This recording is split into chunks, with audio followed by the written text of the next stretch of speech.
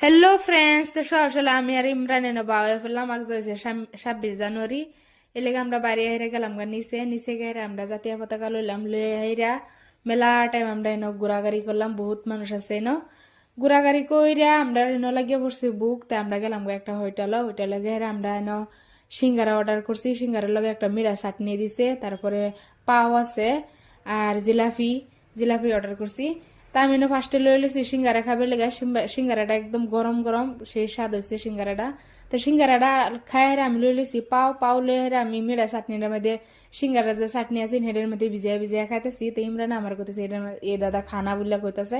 তারপর আমি বলছি তুমি খাইয়া দাও, স্বাদ লাগে।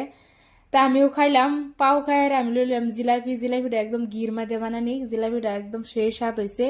হেড সব থেকে বেশি জিলাপিটাই ভালো লাগছে, সবই ভালো লাগছে, জিলাপিটা একটু বেশি স্বাদ লাগছে।